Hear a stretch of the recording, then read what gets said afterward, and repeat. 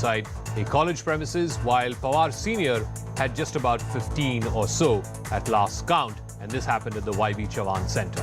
While the numbers clearly seem to be with Ajit Pawar, and remember, 36 is the magic figure because there are 53 MLAs of the NCP in all. 36 is 2/3 of 53, which means the anti-defection law will not apply. While the numbers seem to be with Ajit Pawar, the sentiment could possibly be with Pawar Senior. But in his speech today, Ajit Pawar let off a storm of serious charges against Pawar Senior, the most damaging being that as far back as 2014, Pawar had encouraged to have some kind of a truck or understanding with the BJP. That even Pawar Senior said that in 2024, only Modi will return.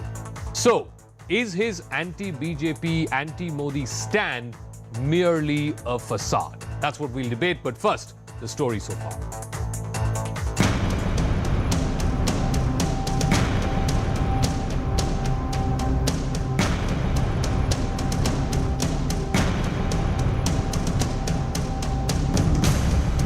आता जर वय जास्त झालं, 82 झालं, 83 झालं, तुम्ही कधी थांबणार आहात का नाही? तुम्ही आशीर्वाद द्या ना. आणि मला महाराष्ट्रातल्या जनतेने सांगा, आज आमच्यामध्ये धमक किंवा ताकद नाही का सरकार चालवायची? राष्ट्रवादी काँग्रेस पक्ष इतकं व्यस्त आहे असं तुम्हाला वाटत असेल तर कालच्या शपथविधीमध्ये राष्ट्रवादी काँग्रेस पक्षाला का घेतलं बरं? तुमचं मंत्रिमंडळ कसं आहे, काय सांगायचं या संबंधीचं? महाराष्ट्रामध्ये काही लोकांनी बाजूला जायची भूमिका घेतली. माझी काही तक्रार नाही, मला दुःख आहे. तर राष्ट्रवादी काँग्रेस पक्षाच्या कार्यकर्त्यांनी त्यांना विधिमंडळामध्ये आणण्यासाठी मेहनत केली. या भारतीय जनता पक्षाच्या खोटारडेपणासाठी आजपासून लढायचं. जनरल, आप महाराष्ट्र में देखिए कि इन जनरल जो पदाधिकारी है राष्ट्रवादी कांग्रेस के या जो आम कार्यकर्ता है वो बड़ी तादाद में आदरणीय शरद पवार साहब के साथ में है. बीजेपी जैसे तानाशाह प्रवृत्ति को, लोकशाही व्यवस्था को खत्म करने वाली बीजेपी को महाराष्ट्र की जमीन से उखाड़ने का एक प्लान हम लोग करने वाले हैं. और एक फूल नहीं है, वो भी डाउटफुल है. मुख्यमंत्री वो कोई भी जा सकते हैं. जिस तरह से अजीत पवार को लाया गया है, कोई ज़रूरत नहीं थी.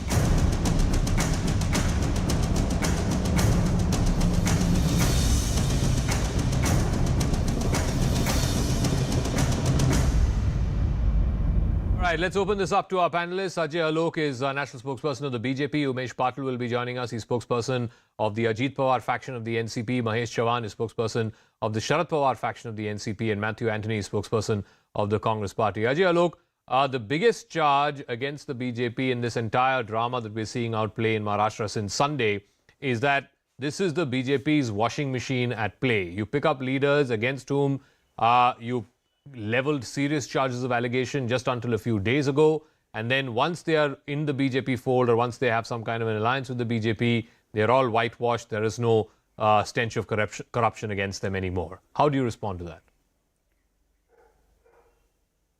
Well, Jaka, as far as I remember, we have placed charges that NCP is involved in 70,000 crore scam. We are still on that. But as far as Mr. Ajit Pawar goes, well, when he became the Deputy CM in Mahavikas Aghadi government, within 72 hours, that is 3 days, he was given a clean sheet that his name is not involved. Of the 2 ED cases he was involved in, one of the cases he is completely absolved. So he came up with his MLAs and he joined the party and he became the Deputy CM. Now I would like to ask, was Ajit Pawar corrupt when he was Deputy CM with the support of Shiv Sena and Congress? Then they gave him the clean sheet, and now is this allegation on us that we engineered everything? Where are we concerned? It's not our problem if somebody is taking NCP and coming to us that yes, we want to come on the ideology and the path shown by Prime Minister Narendra Modi and we want to work with you. No, for but the Ajay ji, betterment of you Maharashtra. guys are the ones who made allegations. No, you guys made the allegation, no, against Ajit Pawar, against Praful Patel. ED raids तो आप ही ने तो भेजा था. बिल्कुल भेजा था और वो जांच चली भी. ईडी ने एक में क्लियरेंस भी दे दिया है, दूसरी जांच चल रही है. हम कहाँ उस पर जा रहे हैं कि हमने नहीं कहा है. हम तो लेकिन today I'm even telling that still the kingpin is away. Kingpin is not Ajit Dada Pawar. The kingpin is away. Let the things unfold. Okay. The investigation, let the investigation continue. But one thing was for sure. Whosoever is the culprit, we are not going to spare it. So And God forbid, if somebody who has joined the coalition, let me complete. If somebody has joined the coalition, if their name is there and if they are convicted, mind it, not even 1 minute will be taken to oust them from the government and from the party. That's Okay. for sure. So Because the Matthew BJP, Anthony of the Congress, coalition or BJP Yeah, independent. So let me we don't ask tolerate Matthew this. Anthony of the Congress. Now, the biggest charge that Mr. Ajit Pawar in his speech today has said is that his uncle Sharad Pawar, as far back as 2014, had encouraged having some kind of truck or understanding with the BJP, asking Praful Patel to open doors in 2014, go attend the swearing in. He says there were at least 5 meetings in the run-up to what happened in 2019, that morning swearing in, the early morning swearing in. As many as 5 meetings, all of which were attended by Mr. Sharad Pawar, to have that government, that alliance between the NCP and the BJP, and then he pulled out at the last minute. If Mr. Pawar has been playing both sides all along, clearly you have cause for worry, because he's been your alliance partner for more than 10 years now. Saka, thanks for taking me in. Let me tell you this, that there is a tutu meme happening between both the sides here. And Congress party has taken a view that we will stand by the tall leader Sharad Pawar on this matter. Now, Ajit Pawar is making a lot of statements. We don't know because he said he had 40 MLAs. You only had 31 today. So there are a lot of statements happening. What is the veracity of these claims? What are the credentials to these claims? Because now he has to make an allegation to make his stand very clear in Maharashtra. So we don't have has Praful Patel supported his views in that meeting? He remained silent. So No. One second. Mr. Anthony. While Ajit Pawar was making these allegations, there are 2 things. One, everybody knows that Ajit Pawar is Mr. Sharad Pawar's nephew. He was one of the closest confidants. He says he was part of every one of those meetings, which were attended by Sharad Pawar in the run-up to that 2019 early morning swearing in. He also says that Sharad Pawar himself said that in 2024 Modi only will come. Sharad Pawar has not accepted the allegations made by Ajit Pawar. He has neither confirmed it on it. So we have to go by what Sharad Pawar claims, in terms of, and now look at the reality. Who has gone with BJP? After all, he has gone with BJP earlier. He has gone with BJP now. So who has actually gone with BJP and sided with BJP? Is it Sharad Pawar or is it Ajit Pawar? No. The one who is standing in the sides of BJP fair enough. is making a claim that Sharad Pawar is the one who has Mahesh gone Chavan with is also joining us. Mahesh Chavan represents the NCP Sharad Pawar faction. If Mr. Sharad Pawar was stringing along the BJP and wanting to have some kind of a truck or alliance, as per Ajit Dada Pawar today, from 2014, Sharad Pawar in different occasions asking Praful Patel to attend the swearing-in ceremony, changing the stand on Shiv Sena and then allying with the Shiv Sena. And he asked a valid question. If you were calling Shiv Sena a party that divides people on religion and caste and etc. till 2017, and then suddenly 2019 you could change tack, then what's the problem in him changing tack and associating with the BJP or having an alliance with the BJP? Mahesh Chavan. Yeah. Okay. Sorry.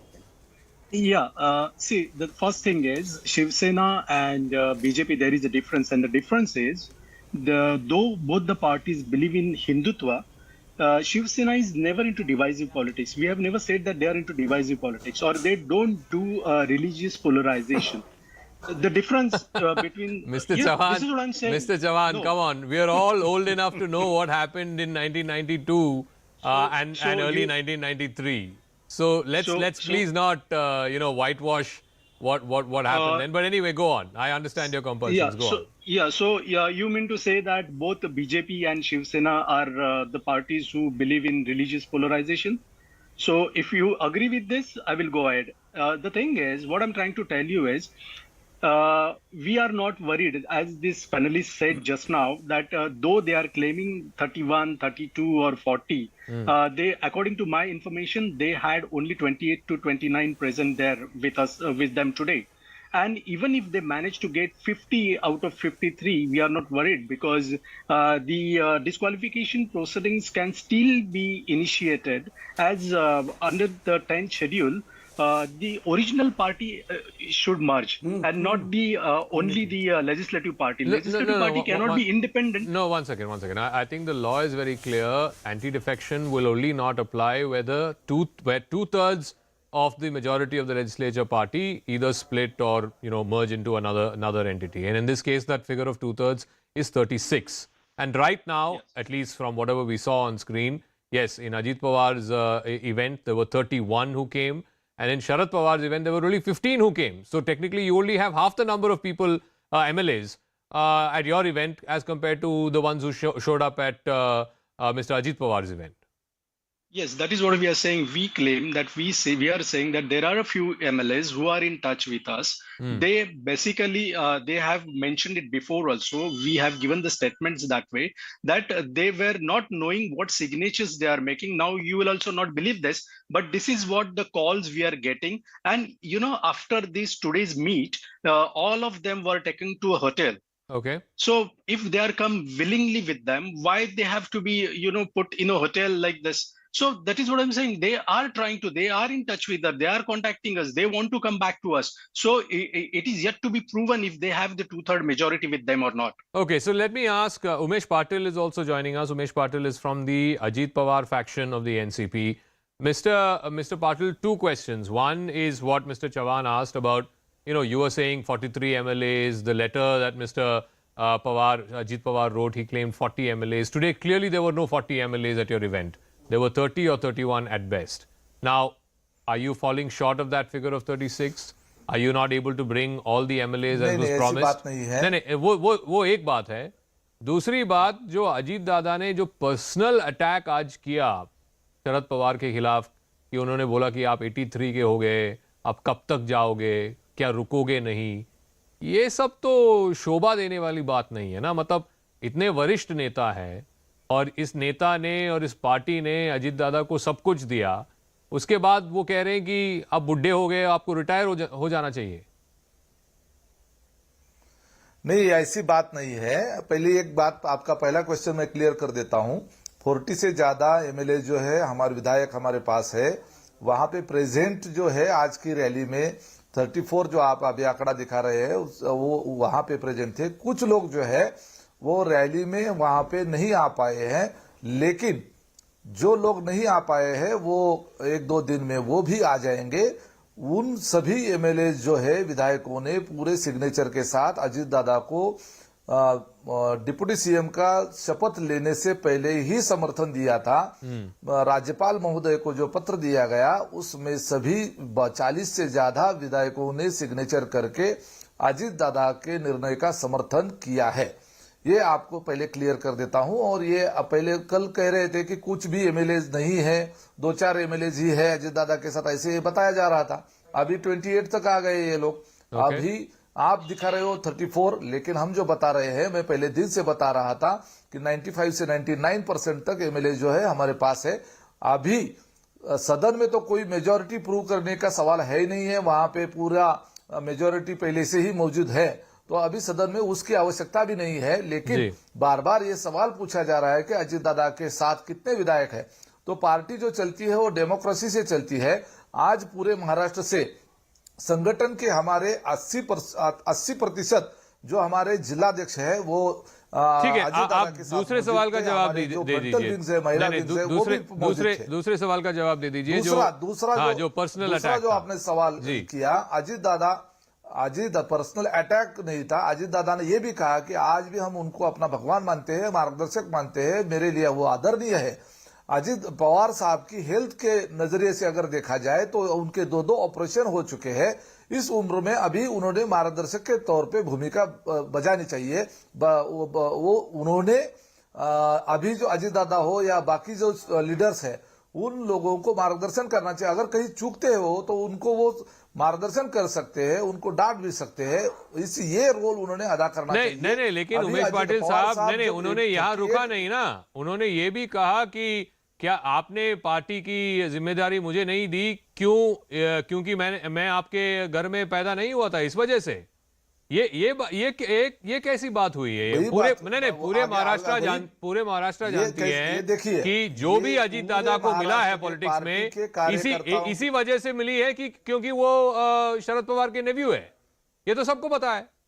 Ajit दादा को जो भी मिला है, पहले शुरुआत के दौर में अजीत दादा को पवार साहब के फैमिली के होने की वजह से मिला होगा। और दूसरी बात यह थी कि पवार साहब राष्ट्रीय राजनीति में सक्रिय होने के बाद पवार फैमिली से कोई ना कोई चाहिए था जो यहाँ की बागडोर संभाले, इसलिए अजीत दादा को राजनीति में वहां उस वक्त आना पड़ा। और उस वक्त से अजीत दादा आज तक जो है 24/7 वो काम करते हैं। सब जानते हैं, महाराष्ट्र की जनता जानती है और सब कार्यकर्ता जानते हैं कि सुबह 7 बजे से लेकर रात के 12 बजे तक वो काम करते हैं। अजीत दादा को जो भी मिला है उनके मेरिट पे मिला है। उन्होंने आज अजीत दादा मतलब दादा पूरा पार्टी का काम करे, दादा विधायकों को संभाले, दादा विधायकों का काम करे, दादा जनता के काम करे, दादा फुल टाइम पब्लिक को टाइम दे, दादा पार्टी खड़ी करे, दादा विधायकों को चुन के लाने में पूरा सहयोग दे अजीत दादा। और पूरे जो भी रैली हुई उस वक्त रिस्पांस मिले किसी को तो वो मिले अजीत दादा को। और अधिकार के तौर पे जब मेरिट पे उनको पार्टी का जो भी अपॉर्चुनिटी है, पहले वाली अपॉर्चुनिटी है, वो देने की नौबत आए तो उस वक्त हर वक्त अजीत दादा को करे पड़े संघर्ष। ये कितने दिन तक चलते रहेगा? Let me ask Ajay Alok. No. So again the accusation, Mr. Alok, against your party is you realize that your party, the alliance with Mr. Shinde, was on a sticky wicket, particularly from the point of view of next year's parliamentary elections, maybe the Vidhan Sabha elections. Going in just with BJP plus one faction of the Shiv Sena would not have meant that you would get the 41 or 42 that you got out of 48 seats like in 2019. Was this, as this is the opposition's charge against you, this is again Operation Lotus 2.0, where you are trying to shore up your defenses before the Lok Sabha election next year. You need one faction of the NCP also to ride as the third wheel of this alliance. Otherwise, you would have got wiped out in next year's Lok Sabha election. Is that the whole rationale for why this exercise has been undertaken? Zaka, first you tell the opposition to decide what is Operation Lotus. Is it for destabilizing the government or it is for destabilizing the opposition? What does Operation Lotus stand for? I think they are confused. They don't know what is Operation Lotus. Even we don't know what is Operation Lotus. It's a term coined by them only, not by us. See, as far as the defenses goes for going to the Lok Sabha elections, we are with Shiv Sena, the original Shiv Sena, which is being run by the ideals of Bala Sahib Thackeray. And Mr. Uddhav Thackeray is sitting in the lap of the Congress, whom Bala Sahib Thackeray very clearly said that if I have to ally with the Congress, I'll shut the shop for Shiv Sena. So we are actually with Shiv Sena. So there is no question that we were running short of things, so we got NCP. No. First of all, NCP, now with Ajit Dada Pawar, they just expressed their desire to be a part of our formation, to which we happily agreed, because this coalition is meant for the development of Maharashtra and development for India. Because don't forget, Maharashtra is one state which contributes maximum to the GDP of this country. And if there is a stable and a strong government, both at the center and the state, definitely it's going to contribute to the nation and to the state. No, but Ajay, no. What has also happened? This formation becomes formidable. The problem is that you talked about Mr. Eknath Shinde. He's the chief minister. He's the leader of your coalition in Maharashtra. Right now, they are having a meeting of the Shinde faction MLAs. And they are afraid that at least 15 Shinde faction MLAs are in touch with Uddhav Thackeray and the Thackeray Shiv Sena in a mood to go back. In fact, one of them on record, a minister on record today has said, and the papers have carried it, that if we get a word from Uddhav Thackeray, we are ready to go back. At least 3 people have gone on record and said कि हमारा अब क्या होगा? इनके आने से हमारा पत्ता कट गया. These are people who are saying it on record. See, definitely I've also heard that, but when there are utensils in the house, they do make some noise. It's for the leader to convince them, and it's for the leader to keep the house in order. So that's what happened with NCP right now, and that's what happened with Shiv Sena in the past, that they couldn't keep their flock together. So I'm pretty sure that Mr. Eknath Shinde is capable enough to handle all these nitties and gritties, and he will just get things in order. So nothing to worry about that.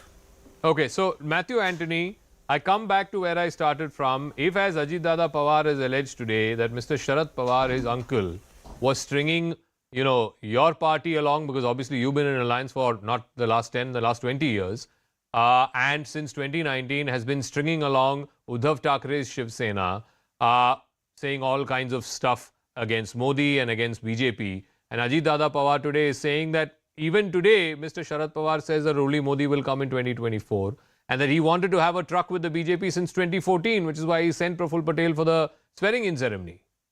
Now, clearly, either Mr. Pawar has, his 2 feet in 2 boats and has been for the last 9 years, or you should not take his anti-Modi, anti-BJP stand seriously, because his closest aide, his nephew, is saying that he's stringing you along.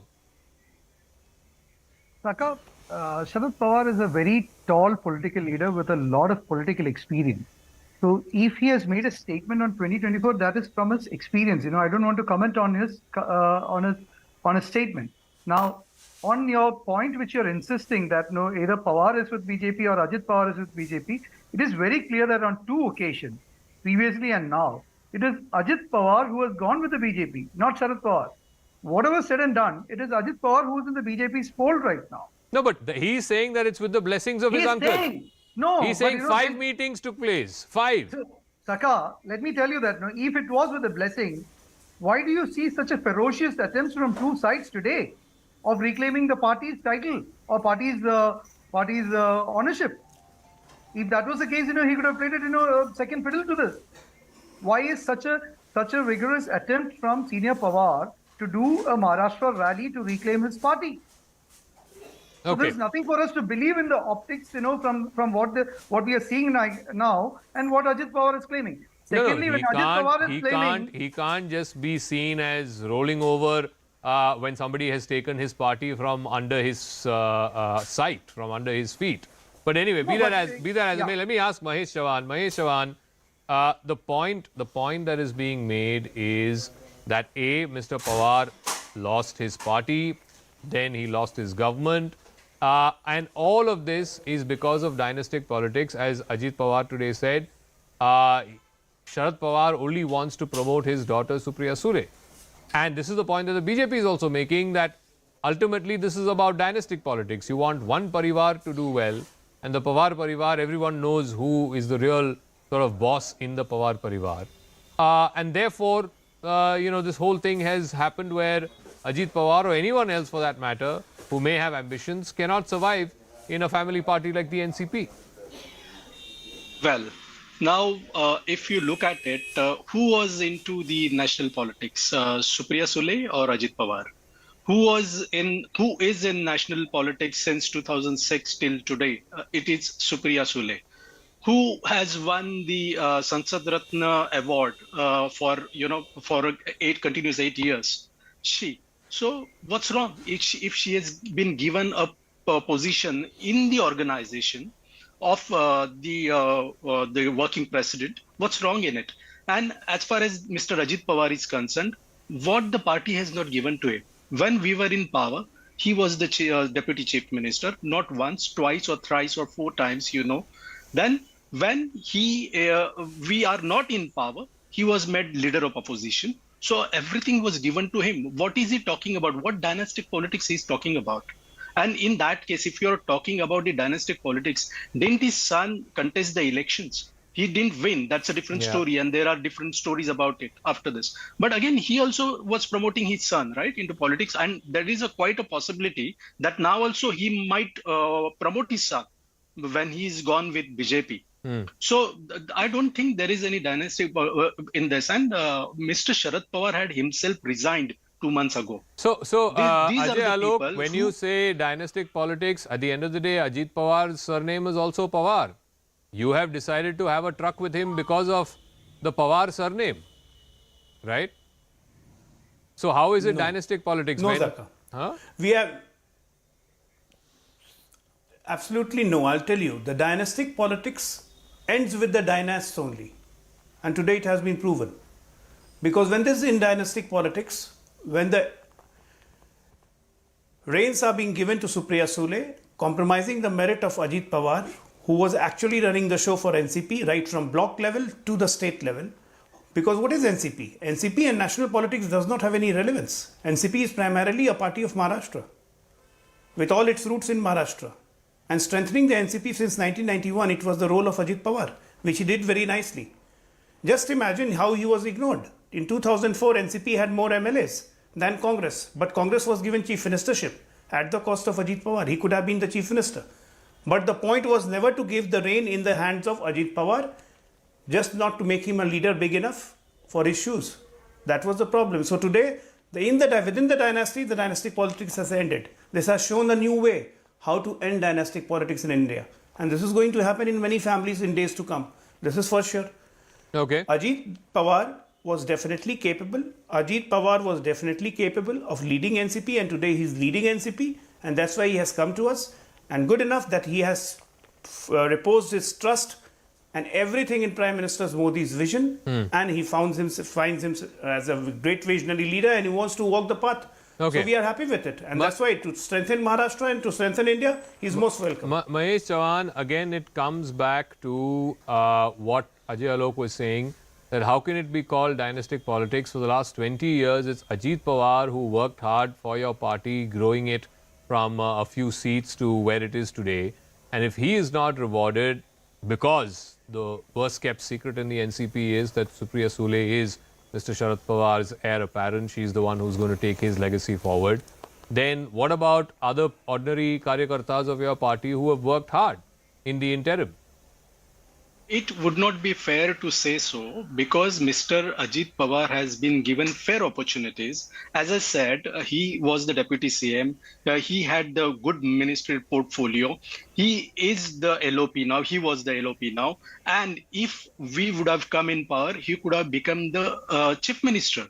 So now Mr. Ajit Pawar blamed us and he went to the other side for what? Only for the deputy CM ship, right? What else he has got? And one portfolio minister which will be given to him. No, so but you didn't give him in the last press conference where Mr. Sharad Pawar said he was resigning. You could have named Ajit Pawar either as the National Party head or the state party head. You chose not to. That's what I'm trying to say. He was never interested in the the organizational working, you know. Otherwise, he could have demanded it long back and he would have been given it. When we lost power in 2014, why didn't he come forward and say at that time that let me head the organization and let me see to it that in 2019 we will be again in the power? Why didn't he do that?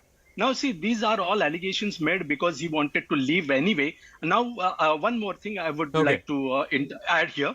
Now, Mr. Alok was talking about the dynastic politics. I would like to ask him, who's talking about dynastic politics? BJP? Like, let me name a few, Gopinath Munde, Pritam Munde, Pankaja Munde, Dhananjay Munde, Pramod Mahajan, Punam Mahajan, Sindhiyas, Devendra Fadnavis. You look at from which family background he has come here. And nevertheless, what about Eknath Shinde? Mr. Eknath Shinde's son is also a MP, right? Yeah. He's also a MP. So what dynastic politics you're talking about? Okay, quick rebuttal from Ajay Alok, and then I have to go to Umesh Patil after that. Yeah, Ajay Alok. My friend Chauhan does not understand the meaning of dynastic politics. The meaning of dynastic politics is the head of the party. And at the head of the party will always be his son or the daughter. Father and son being in politics is not a crime. That's not a dynastic politics, my dear friend. I know who's going to be the head of the RJD next, who's going to be the president of RJD next. I know who's going to be the president of NCP, Sharad Pawar next. I know who's going to be the president of Samajwadi Party next. For that matter, TRS, yes. YSR, yes. All of these, this is what we call dynastic politics. Okay. Son and father and three generation being in politics does not mean a dynastic politics. So get your thoughts very clear on the dynastic politics. Okay, so Umesh Patil, 1 second, Mr. Jawan. Umesh Patil, इनका कहना ये भी है कि मतलब चुनाव के लिए अभी 1 साल भी नहीं बचा है, उसके पहले शरद पवार को इस तरफ पर्सनली अटैक करना, आप सबको पता है जो 2019 के चुनाव के पहले जो इमेज था वो मतलब बारिश के बीच में खड़े होके सतारा में कैंपेन कर रहे हैं, और आज भी मतलब पिछले 3 दिन से वो बाहर हैं, लोगों से मिल रहे हैं, अपने कार्यकर्ताओं से मिल रहे हैं. उनके बारे में ऐसे कहना कि देखो आपको इतना उम्र हो गया, आपको रिटायर हो जाना चाहिए, आप कब रुकेंगे, ऐसे चीजें बोलना, क्या वो लोगों के मन में इसका कोई वेलकम होगा? मतलब लोग तो इसके ऊपर यही बोलेंगे कि देखो अजीत दादा क्यों ऐसे बोल रहे हैं, जो कुछ उनको मिला शरद पवार की वजह से ही मिला, और अब गुरु को ही वो गाली दे रहे हैं। नहीं, कोई गाली नहीं दे रहे। उन्होंने अपने स्पीच में ये भी कहा, आप बस एक बात को पकड़ के चल रहे हैं। उन्होंने पहले ही कहा था कि पवार साहब उनके लिए आदरणीय है।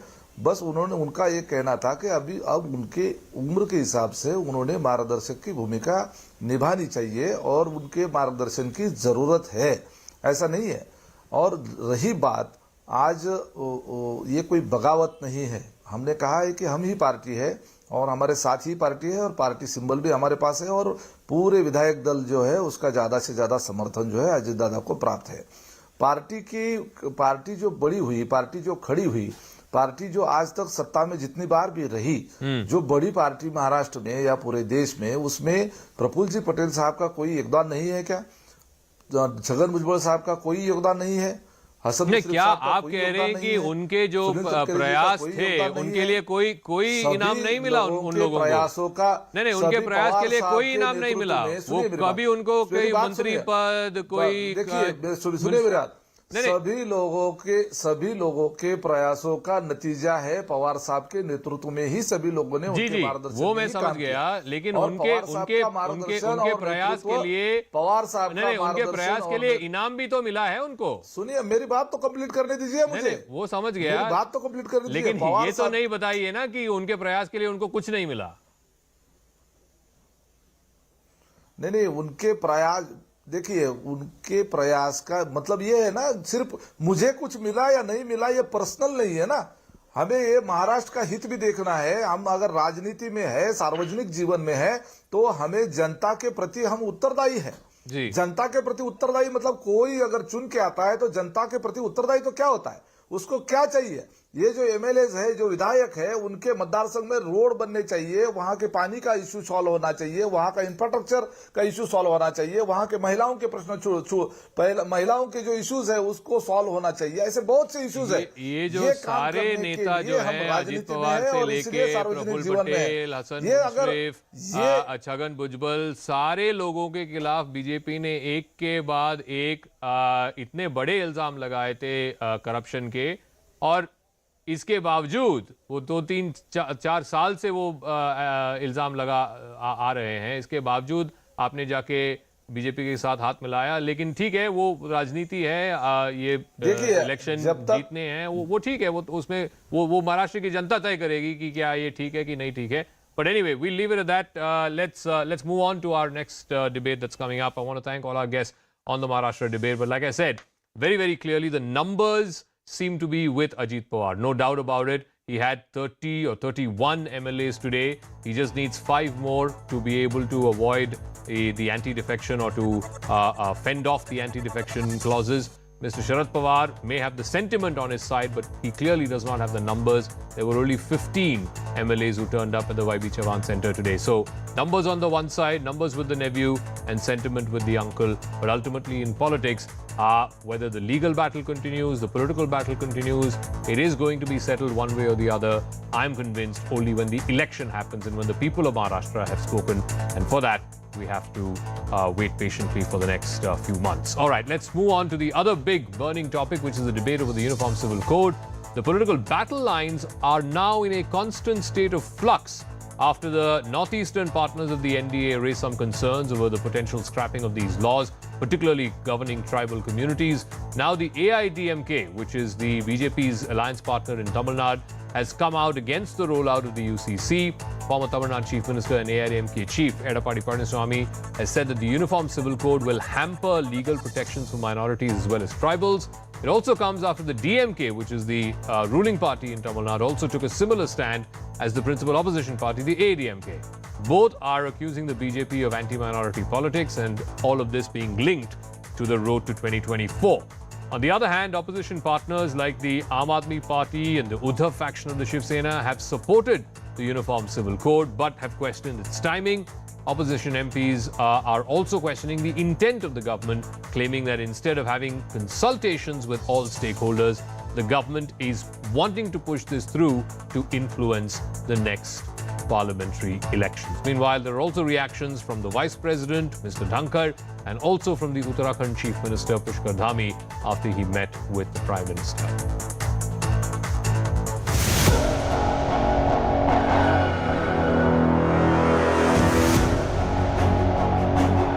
எனவே 2019 நாடாளுமன்ற தேர்தலில் எங்களுடைய அனைத்து இந்திய அண்ணா திராவிட முன்னேற்ற கழகத்தினுடைய किसी भी किस्म का कोई भी यूसीसी की ना पहले ज़रूरत थी और ना आज है और ये सिर्फ इससे पहले भी ये बात कही जा चुकी है कि यूसीसी का मसला सिर्फ मुसलमानों का नहीं. Any further delay in implementation of Uniform Civil Code will be corrosive of our values.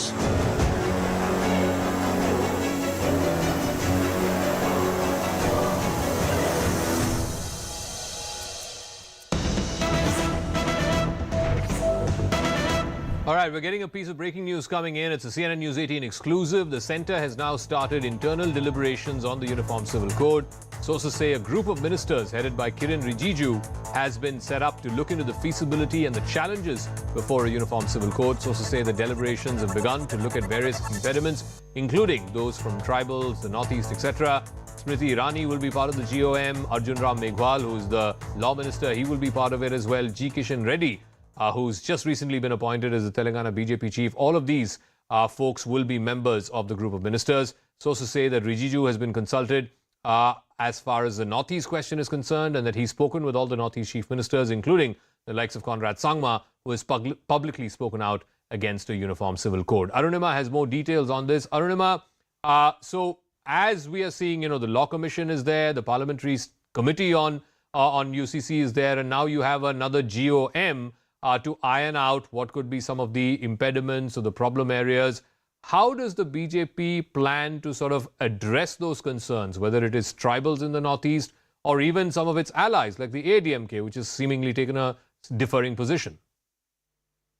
You see, I think the Northeastern belt and Prime Minister's focus on the Northeast has been that, you've been treated badly for all these years. We are here to understand you. We are here to take you along with the mainland India. But the moment UCC debate began, Konad Sangma, Zorat Sangma, they all started, saying that we are with the NDA as long as you take care of our culture, our, whatever norms we follow.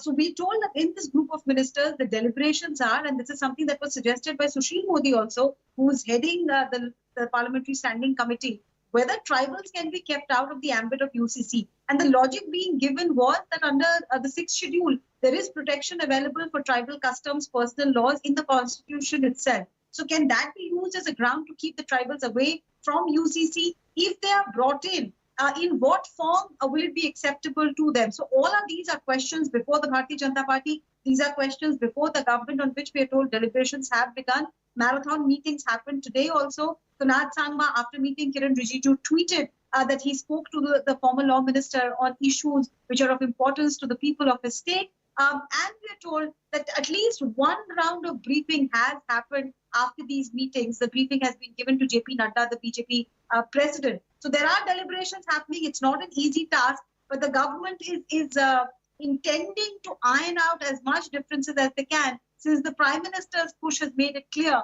what the intention of the government is. And very quickly, what are the timelines that we're looking at? I mean, the GOM has been formed, informal consultations have begun, but surely we are not expecting some kind of a report by this group of ministers in the monsoon session, are we?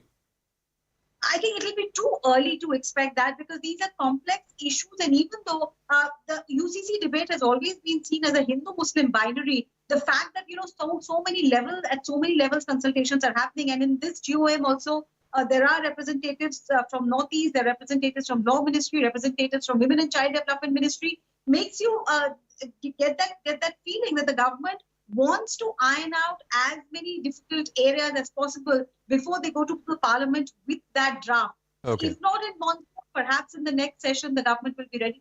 All right, we'll leave it at that. Thank you very much, Arunima, for joining us with that piece of breaking news. We'll keep an eye out on this the progression of this UCC debate, both inside and outside of Parliament.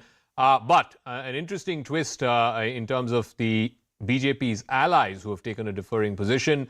Latest in that list is the AIDMK, its ally in Tamil Nadu, where EPS, the former chief minister, is saying that they will not be supporting a uniform civil code. Let me now go across to our guest. Karuna Gopal is political analyst and A. Saravanan, spokesperson of the DMK. Karuna Gopal, it's a piquant situation in Tamil Nadu where ADMK and DMK hardly can agree on anything. But on this one issue of UCC, ADMK and DMK seem to be on the same page, but the BJP is on a different page. How does one explain this differing and publicly differing position between the BJP and its principal ally in Tamil Nadu, the AIDMK? Well, this UCC always has been a contentious issue. As you've heard, the whole discussion today is that it has been debated. It's been discussed for a very long time. So obviously, they will have each party will have its own stand on this, and we have a very long task ahead in ironing out those differences. And so obviously, some of them seem to have difference of opinion on this. No, but isn't it politically also damaging if a principal ally in a big state, it's 39 seats, and a state where, you know, everyone from Prime Minister Amit Shah, they've all been campaigning hard to make serious inroads for the BJP, that its principal ally is publicly differing with it on such a core issue for the BJP? Look, these things, sprout occasionally. These kind of differences do happen. It's not that it has not happened in the past. But I think navigating this humongous task of getting them onto the same page is not an easy task. And I think we are all at it. The consultations are going on. The Law Commission received almost 19 lakh recommendations. We have to really understand, how to arrive at a consensus, how to accommodate, the indigenous tribes, whether to keep them out. But I can tell you one thing, I remember those early days, in soon after independence. There was a story, I don't know if it's real, but they said that there is this woman who was a tribal, and she was very upset with her husband and she killed him. And when she was arrested and was being taken to the jail, she said, I didn't know the law of the land. I didn't know that if I kill, I have to go to the jail. So that was the situation in terms of criminal code. But today, everybody knows the criminal code is uniform. So there will be a time when the civil code also will be accepted with a lot of awareness, etc. So let me ask Saravanan of the DMK. The ADMK and DMK from time immemorial have been daggers drawn on every issue. I can't think of one issue where you guys are on the same page, but clearly on the UCC, it seems to be that both DMK and ADMK are on the same page. Does not worry you? Zaka, ADMK, I don't know what prompted them to take this anti-UCC stand, because even Selvi Jayalalitha was supportive of UCC. In 2003, she supported UCC. Probably they want to iron out their differences with the BJP. They want something. From the BJP, and that is why the ADMK is taking such a position of opposing this UCC. We'll have to wait and see whether this opposition will sustain, because the ministers, all the ministers in the ADMK regime are under the scanner of the ED and the Income Tax Department. That is the reason that alliance is intact. So we'll have to see how this unravels later. Now coming to the UCC, the Supreme Court has made it very, very clear in TMA Pai's case that in a more than a billion population where we have 6,400 castes and subcastes, 18 major religions and several 52 major tribes and several languages and sub-lineal languages, how is it possible to bring in uniformity? Why BJP is so obsessed? Why this toxic obsession over this oneness? You can never bring homogeneity. The beauty is diversity. The BJP wants to somehow bring in homogeneity, and already the UCC has fallen flat. The BJP minister, I think one minister has given a statement that the tribes would be kept away from UCC. Then how will it be UCC? It is not UCC. And They're only so far. No, but from what Saranan, BJP can I ask you? No, 1 second. Can I ask you a question? Less as a Yes, spokesperson of the DMK, more as a lawyer. Please Yes. explain the rationale to me that, let's say, for property rights, right? Yes. Muslim women are entitled to 1/8 of property rights, but Hindu women, Christian women, Christian women, I believe it's 1/4 of property rights, and for Hindu women, it's half. Considering that there are two siblings, each of them gets half the share of property. Yes. Please explain to me as a lawyer how this is equality before law. Yeah, Zaka, this is definitely not equality before law. But UCC is not the answer for this, because UCC is straight away, UCC is straight away hit by Article 13, Article 25. Article 13, it says the state cannot pass any law which is against the fundamental rights. 25, Article 25, it's a freedom to profess religion and religious practices. No, but one second. But Saranan, you also agreed that this is also unequal, no? Just because a woman happens to be a Muslim, she gets 1/8 property, a Christian gets 1/4 property, and a Hindu gets half property. That's also unequal. That's also violative of fundamental right. I'm coming to it. This is not as though this is the first time this issue has been raised. This issue has been examined by the Law Commission, 2018. A Supreme Court judge, a retired Supreme Court judge, looked into it and said UCC is not necessary. Yes, there are gender parity. There is no gender parity in certain laws, in certain sections. We'll have to address those issues specifically. That is how you got to go about it. See, UCC, who is going to be Zaka? Let me add one more thing. Even within among the Hindus, in South India, we marry maternal uncles, daughters and sons, and paternal aunts, sons and daughters. We marry sisters, daughters. Okay. This is not the same when in North India. They look at 7 gotras. Even within the Hindu community, there is no uniformity. Do you think by one single legislation they are going to do away with this? Karuna Gopal, one of the hot potato contentions when it comes to UCC is this act, the Hindu Undivided Family Act, whereby inheritance rights, taxation for HUF property is very different from taxation for any other property transaction. How may you please address this, Karuna Gopal?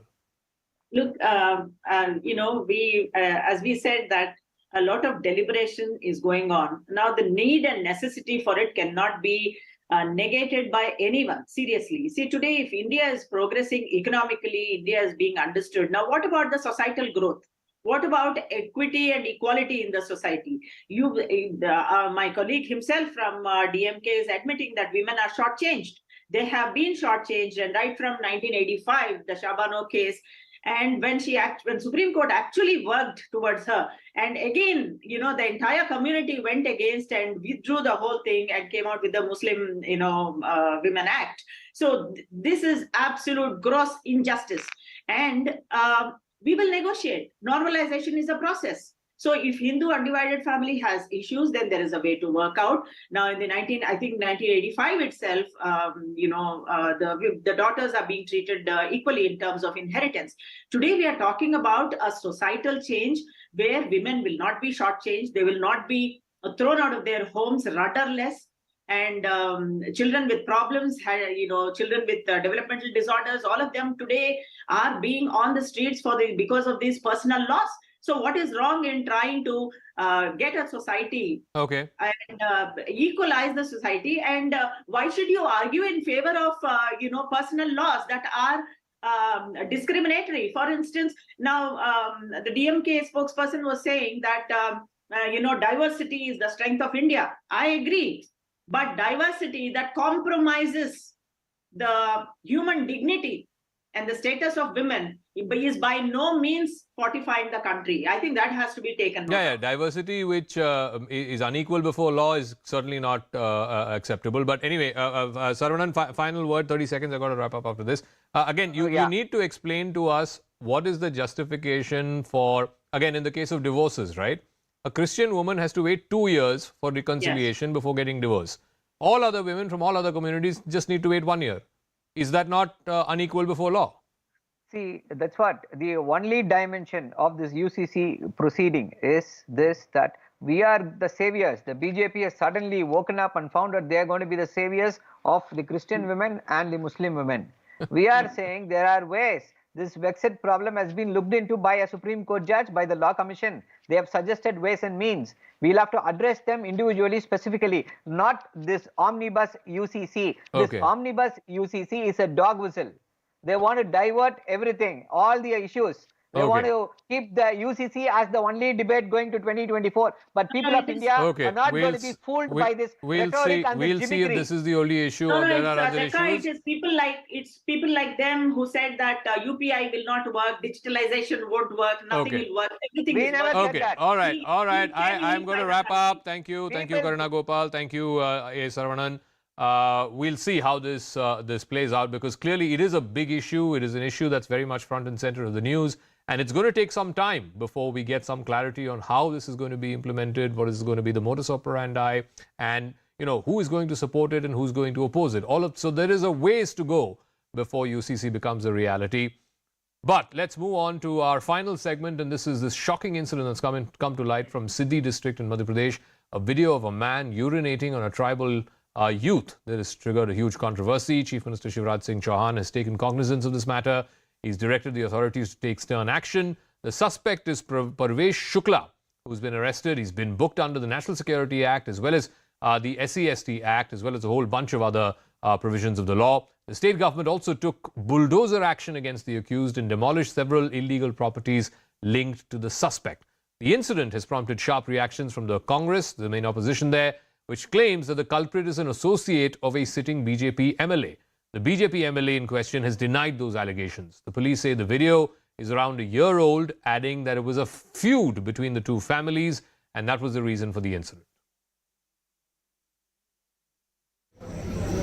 ऐसा अपराध इसके लिए कठोरतम सजा, कठोरतम शब्द भी कम पड़ता है, लेकिन मैंने निर्देश दिए हैं कठोरतम सजा की जाए, कड़ी से कड़ी कार्रवाई की जाए। ऐसी कार्रवाई तो उदाहरण बने, हम उसको किसी भी कीमत पर छोड़ेंगे। तो कोई जाति होती है, ना कोई धर्म होता है और ना कोई पार्टी होती है। अपराधी केवल अपराधी है। बहुत दुख का विषय है कि बीजेपी के विधायक प्रतिनिधि ने जिस तरह से एक आदिवासी के ऊपर बड़ी बेशर्मी से पेशाब किया, उसकी रील बनाई, वीडियो बनाई और कोई कार्रवाई नहीं हुई। जब सारी अपोजिशन पार्टी ने मिलकर उसके ऊपर दबाव बनाया, तब आपने उस पर NSA लगाई, लेकिन अभी तक वो गिरफ्तार नहीं किया गया। इससे ज़्यादा गंदी और नीच हरकत नहीं हो सकती। वैसे बड़ी बड़ी बातें करते हैं आप गरीब आदमी के लिए, आदिवासी के लिए, क्या यही तरीका है? और बीजेपी के किसी आदमी ने आज तक उसे कंडेम नहीं किया, ना उसे पार्टी से निकाला। मैं इसकी भर्त्सना करता हूँ और आशा करता हूँ कि मुख्यमंत्री को प्रदेश की जनता से माफ़ी मांगनी चाहिए।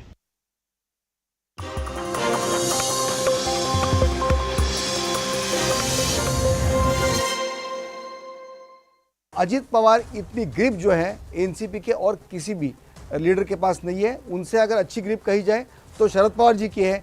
जो शरद पवार जी आज से 20 साल 30 साल पहले मिले हुए कार्यकर्ता को भूलते नहीं है, वैसे ही अजित पवार भी स्ट्रॉन्ग होल्ड है। Compare to Supriya, Ajit Pawar is very much strong and very down to earth leader. हमेशा सच बोलते हैं, he never commits any false promises, ये उनकी खासियत है। अब अजित पवार के आने से अजित पवार पार्टी नए सिरे से और खड़ी करेंगे और अजित पवार के साथ छगन भुजबल, नॉर्थ महाराष्ट्र, नासिक का एक बड़ा लीडर उनके साथ आया है। प्रफुल्ल पटेल, शरद पवार का एक ट्रस्टेड लेफ्टिनेंट, इतने सालों से फाउंडर मेंबर रहा है, वो उनके साथ जुड़ गया है। हसन मुशरीफ, कोल्हापुर, वेस्टर्न महाराष्ट्र का एक बड़ा लीडर, वो उनके साथ जुड़ गए हैं। तो ये लोग जो उनके साथ, Aditya Tatkare, she is from Raigad, she is daughter of Sunil Tatkare also almost right hand of Sharad Pawar, जो रायगढ़ से आते हैं। तो ये एक बेल्ट उन्होंने जमा कर लिया है। तो ये अलग अलग बेल्ट जमा करके मिशन 40+ जो बीजेपी का है 2024 में, उसके दिशा में ये जाएंगे। जो पॉकेट्स बीजेपी और शिंदे के जो पॉकेट्स वीक थे, वो पॉकेट्स कवर करने में एनसीपी और अजित पवार एकदम सही मायने में हेल्प करेंगे। अब देखते हैं कि अजित पवार ने खेल क्या खेला है।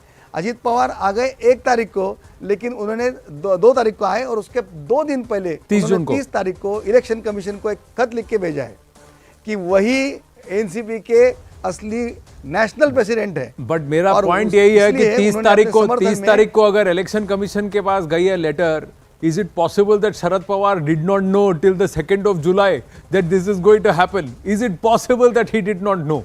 Now that's yet another big question mark, given the revelations that Ajit Pawar has made. Now in June last year, Eknath Shinde rebelled against Uddhav Thackeray, which led to the fall of the Mahavikas Aghadi, and 2 factions of the Shiv Sena came through, the Uddhav Balasaheb Thackeray and of course the Shinde Sena. Now July 2023, once again a rerun, this time at the Pawars at the loggerheads. But how does his advantage actually split the BJP? Here are the gains.